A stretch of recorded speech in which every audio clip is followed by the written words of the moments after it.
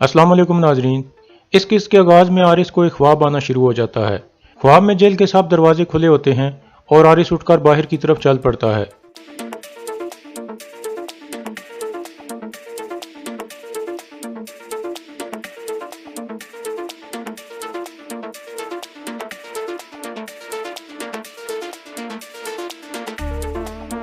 चलते चलते वो कैदखाने से बाहर निकल जाता है।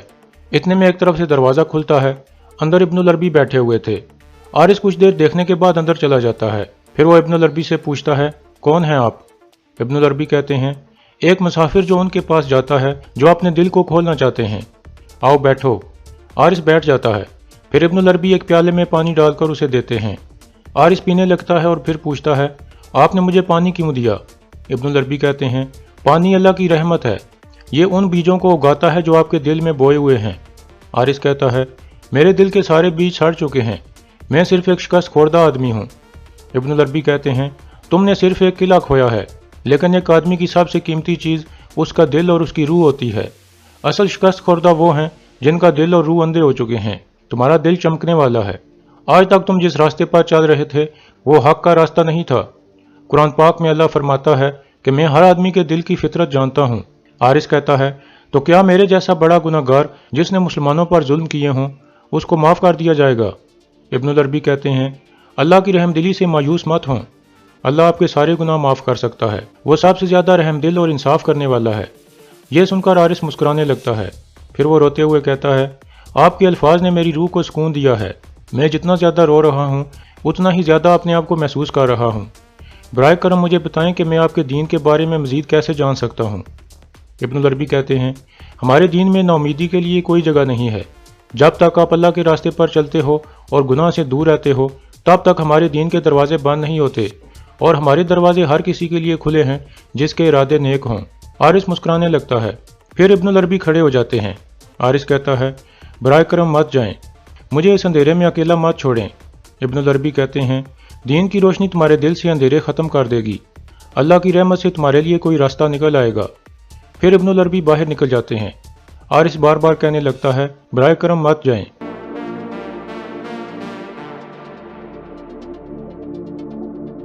इतने में उसकी आंख खुल जाती है। वो कैदखाने में मौजूद था। वो उठकर बैठ जाता है और मुस्कुराने लगता है। सुबह का वक्त हो चुका था। इतने में सामने सादतीन के कैदखाने का दरवाज़ा खुल जाता है। गोख्तू सादतीन को कहता है, अल्लाह आपकी हिफाजत फरमाए, इंशाअल्लाह आप जल्द अपना नाम साफ कर लेंगे। सादतीन कहता है, मेरे वफादार मुलाजिम, हम सीधे रास्ते से कभी नहीं हटे, हमारी किस्मत में जो लिखा है वो हम सहेंगे। गोख्तू कहता है, काश कि आपकी जगह मैं मार सकता। सादतीन कहता है, सुल्तान इंसाफ करेंगे, अगर मैं मर गया तो तुम रियासत की खिदमत जारी रखना। हमारी रियासत को तुम जैसे बहादुर और वफादार आदमियों की ज़रूरत है। फिर वो दोनों गले मिलते हैं। इतने में अजीज़ कहता है, बहुत हो गया, वक्त आ गया है, इसको ले जाएं। फिर सिपाही सादतीन को पकड़कर वहां से ले जाते हैं। दूसरी तरफ तीतन का आदमी एक बार फिर काय कबीले में पहुंच जाता है और कहता है, कमांडर तीतन आपका फैसला सुनना चाहते हैं। बामसी कहता है, हमने फैसला कर लिया है, जाकर तीतन को बताओ कि औरतें ले आए और आरिस को ले जाए, हमें जगह बता दो। तीतन का आदमी कहता है, कमांडर तीतन शाम को अंधी वादी में आपका इंतजार करेगा। यह कहकर वो आदमी वापस मुड़ जाता है। फिर हकीम अर्तुग कहता है, दुश्मन हमेशा हमारी कमजोरियों की तलाश में होता है, मैं के लिए जा रहा हूँ आयमा खातून। फिर हकीम अर्तुग भी बाहर निकल जाता है। दूसरी तरफ तुर्गोत अकेला जंगल में मौजूद था। इतने में उसे घोड़ों की आवाज़ आती है तो वो छुप कर बैठ जाता है। एंग्लोस और उसके सिपाही वहां पहुंच गए थे। एंग्लोस कह रहा था, जल्दी करो, बिलाजी के गवर्नर हमारा इंतजार कर रहे होंगे, हमें सूरज ग्रूब होने से पहले लाजमी उनके पास पहुंचना होगा। तुर्गोत एंग्लोस को पहचान लेता है। फिर एंग्लोस और उसके सिपाही आगे बढ़ने लगते हैं।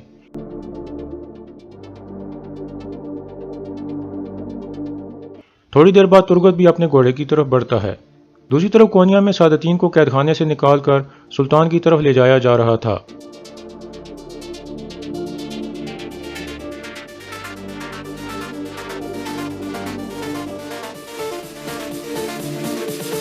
इसी दौरान सुल्तान और उनकी मलका मरकजी हाल में पहुंच जाते हैं।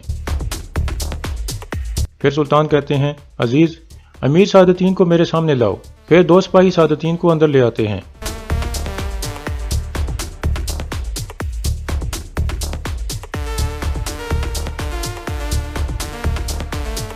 सुल्तान कहते हैं, सादतीन, میں نے ساری رات ارطغرل صاحب کے تم پر الزاموں کے بارے میں سوچا ہے اور میں نے ایک فیصلہ کر لیا ہے۔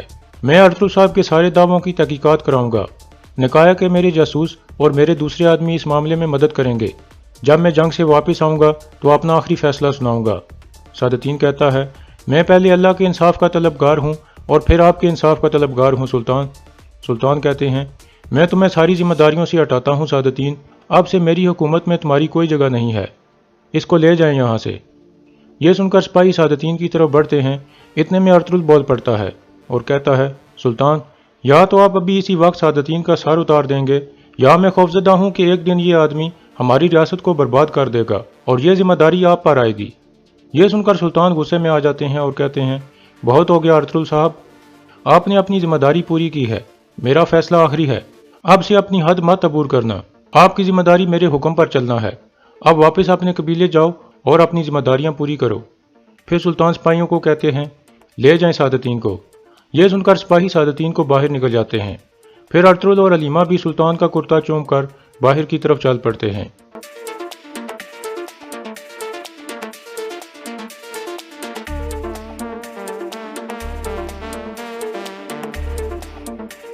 دوسری طرف ترگت انگلوس کے قافلے کے سامنے پہنچ جاتا ہے۔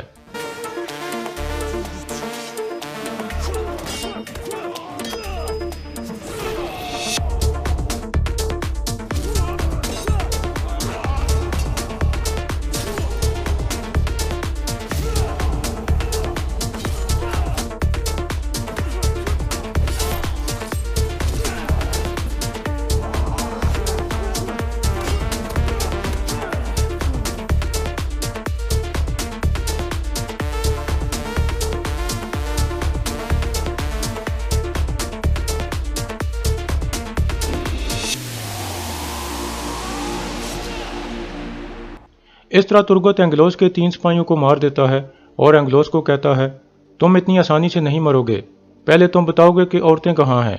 پھر ترگت اسے پکڑ کر ایک طرف چل پڑتا ہے۔ دوسری طرف کونیا میں سعادتین اپنا سامان پیک کر کے محل سے جانے کی تیاری کر رہا تھا۔ اتنے میں مہاپری کا خاص وزیر آلتون وہاں پہنچ جاتا ہے اور کہتا ہے، آپ کی قسمت واضح ہو گئی ہے سعادتین۔ سعادتین کہتا ہے، میں مہاپری خاتون کے ساتھ وفادار رہوں گا، آج میں ان کی وجہ سے ہی زندہ ہوں، اب میں ان کے بیٹے غیاث الدین کو سلطان بناؤں گا۔ آلتون کہتا ہے، بے دخل ہونے کے باوجود بھی؟ سعادتین کہتا ہے، بے دخل ہونے سے مجھے کوئی نقصان نہیں پہنچا، بلکہ میں پہلے سے زیادہ مضبوط ہو جاؤں گا۔ میں محل سے جانے سے پہلے مہاپری خاتون سے ملنا چاہتا ہوں۔ آلتون کہتا ہے، آپ سے مل کر وہ بہت خوش ہوں گی۔ یہ کہہ کر وہ باہر نکل جاتا ہے۔ پھر سعادتین اپنے آپ سے کہتا ہے، اگلی دفعہ جب میں اس محل میں آؤں گا تو تخت میرا ہوگا، پھر میں سلطان کے طور پر تم سے نپٹوں گا ارطغرل۔ دوسری طرف ترگت کمانڈر انگلوس کو بار بار نہر کے پانی میں ڈبو رہا تھا اور اسے پوچھ رہا تھا کہ عورتیں کہاں ہیں۔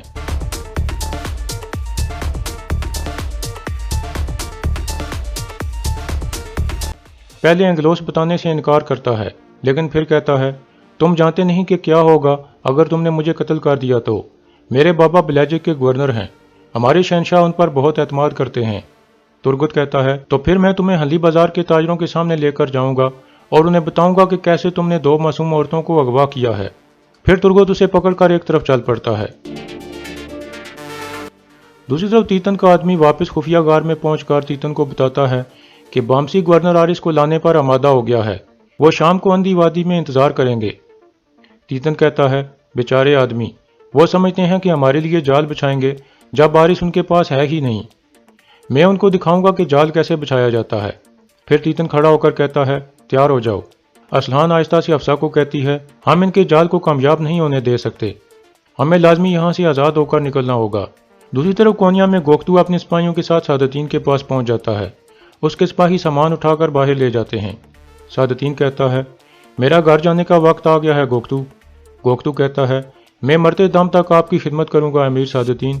سعادتین کہتا ہے، ارطغرل نے آرس کو زندہ رکھنے کی پیشکش کر کے اس کا منہ کھلوانے میں کامیاب ہو گیا، جہاں تک میں ارطغرل کو جانتا ہوں وہ اپنا وعدہ پورا کرے گا۔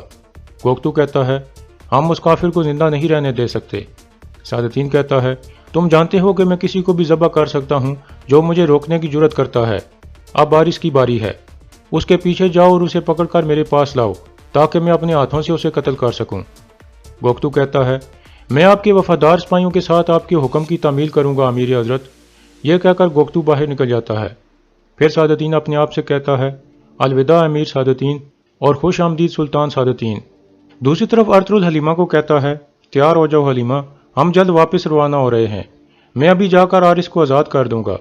حلیمہ کہتی ہے وہ آزاد ہونے کے بعد ہم سے انتقام لے سکتا ہے ارطغرل۔ ارطغرل کہتا ہے وہ بیچارہ ہمارے ساتھ آ کر اپنے ملک کا راز بتانے کے لیے آیا تھا، اب اس کے پاس واپس جانے کے لیے کوئی جگہ نہیں ہے، تم پریشان مت ہو۔ دوسری طرف ترگوت اینگلوس کو لے کر کائی قبیلے میں پہنچ جاتا ہے اور آئمہ خاتون کو بتاتا ہے کہ یہ بلاجی کے گورنر کا بیٹا ہے، ہم اس کے بدلے میں اپنی عورتوں کو آزاد کرائیں گے۔ آئمہ خاتون کہتی ہیں لیکن بامسی تو عورتوں کو بچانے کے لیے کب کا جا چکا ہے، وہ انتظار نہیں کر سکا۔ یہ سن کر ترگوت بہت پریشان ہو جاتا ہے اور پھر پوچھتا ہے وہ کہاں گئے ہیں؟ آئمہ خاتون کہتی ہیں وہ اندھی وادی کی طرف گئے ہیں بیٹا، تم جلدی جاؤ۔ یہ سن کر ترگوت اینگلوس کو پکڑ کر اندھی وادی کی طرف روانہ ہو جاتا ہے۔ دوسری طرف کونیا میں ارطغرل قید خانے میں پہنچ جاتا ہے۔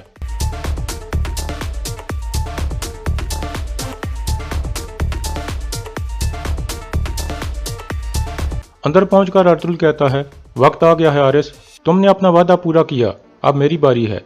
آرس پوچھتا ہے کیا واقعی تم مجھے آزاد کر دو گے؟ ارطغرل کہتا ہے تم اتنے حیران کیوں ہو؟ پھر آرس کھڑا ہو جاتا ہے اور کہتا ہے میرے تمام دوستوں نے مجھے دھوکہ دے دیا ہے، کسی نے بھی اپنا وعدہ پورا نہیں کیا، اب تم جیسا دشمن اپنا وعدہ پورا کر رہا ہے۔ ارطغرل کہتا ہے میں نے تم سے وعدہ کیا تھا، اب اسے پورا کرنے کا وقت ہے۔ آرس کہتا ہے ایک لمبے عرصے کے بعد میں ایک ایماندار آدمی سے ملا ہوں ارطغرل صاحب، میں آپ کا دوست تو نہیں بن سکا لیکن آپ کا دشمن ہونا میرے لیے ایک شرف تھا۔ ارطغرل کہتا ہے میں نے تمہارے لیے ایک گھوڑا تیار کروا دیا ہے، اس کے تھیلے میں سونے کے سکوں کی ایک تھیلی پڑی ہوئی ہے، اب سے تمہیں اپنا خیال خود رکھنا ہوگا آرس، دوبارہ میرے سامنے مت آنا، میں معاف نہیں کروں گا۔